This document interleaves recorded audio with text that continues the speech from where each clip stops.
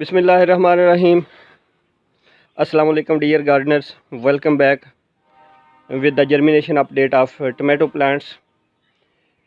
23 अगस्त 2020 को मैंने टमाटोज़ की 51 वैरायटीज़ के सीड्स छोटे छोटे सीडलिंग पार्ट्स में लगाए थे और उनको मैंने ये मेरे पास पपाया प्लांट्स हैं, इनके शेड में रख दिया ओपन एनवायरनमेंट में। मीनवाइल बहुत सारी बारिशें होती रहीं, तेज़ हवाएं चलती रहीं और भी मौसमी असरात होते रहे। 9 सितंबर 2020 है। आज मैं अपने टमाटोज़ की जर्मिनेशन अपडेट आपको दे रहा हूँ। 51 वैरायटीज़ में से सिर्फ ये 23 वैरायटीज़ के सीड्स की जर्मिनेशन हो सकी है और बाकी जो वैरायटीज़ हैं उनके सीड्स जर्मिनेशन नहीं कर सके हैं।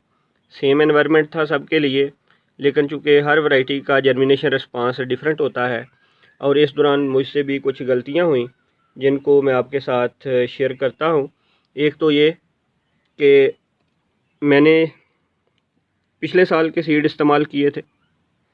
फ्रेश सीड्स का जर्मिनेशन रिस्पांस ज़्यादा होता है जितने वो पुराने होते जाएं, तो कुछ वैरायटीज़ में तो उनकी जर्मिनेशन हो जाती है और कुछ में नहीं होती। इसकी फेलियर की एक ये रीज़न भी हो सकती है। दूसरी बात ये कि ओपन एनवायरनमेंट में चूँकि रखे गए थे और बारिशों के भरपूर जो है बारिशों के असरात इन पे होते रहे, उस वजह से भी कुछ की जर्मिनेशन नहीं हो पाई, या जो जर्मिनेट कर भी गई तो बहुत ज़्यादा पानी की वजह से, ओवर फ्लडिंग की वजह से वो बाद में ख़त्म हो गई।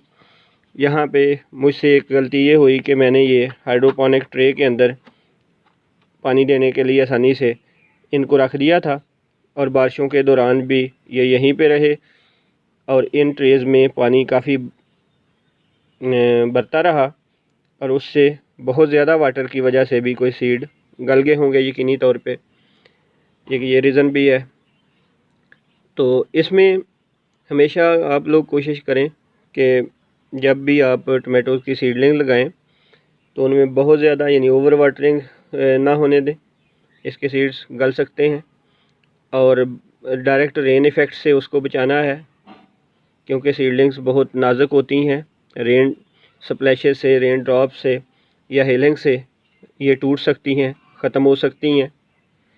और इनको बहुत ज़्यादा साए में नहीं रखना, डिफ्यूज़ड लाइट में रखना है।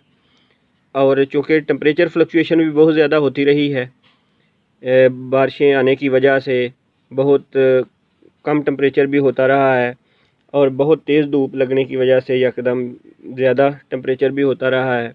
तो ये जो मिली जुली कैफियत हैं, इसकी वजह से भी जर्मिनेशन रिस्पांस पे असर पड़ता है।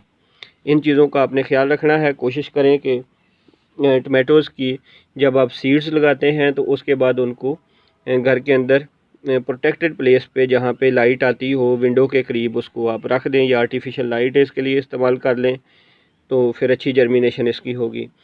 मेरे पास ये जो 23 वैरायटीज़ आई हैं, इनकी सीडलिंग्स अब आप देखें कि थोड़ी सी लैगी हो रही हैं, यानी कि वीक हो रही हैं, एबनॉर्मल इलांगेशन हो रही है और एक साइड पे ये झुक भी गई है क्योंकि जिस साइड पे ये थोड़ी सी मुड़ गई हैं, इस साइड पे इनको लाइट ज़्यादा देर तक मिलती होगी।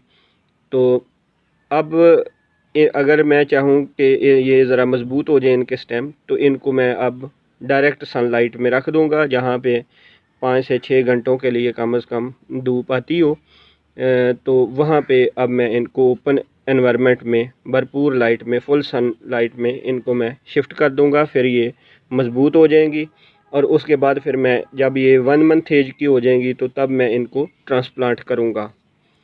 तो मुझे उम्मीद है कि आपको मेरी ये कुछ टिप्स जो हैं वो आपके काम आएंगी और जो गलतियाँ मुझसे हुई हैं आप उनको दोहराएंगे नहीं हैं और अपने सीडलिंग्स की सक्सेस के लिए आपके लिए ये काफ़ी ज़्यादा हेल्पफुल होंगी। इजाज़त दीजिए, ट्रांसप्लांटेशन और उसके बाद नेक्स्ट अपडेट के साथ फिर हाज़िर होंगे। अल्लाह हाफ़िज़।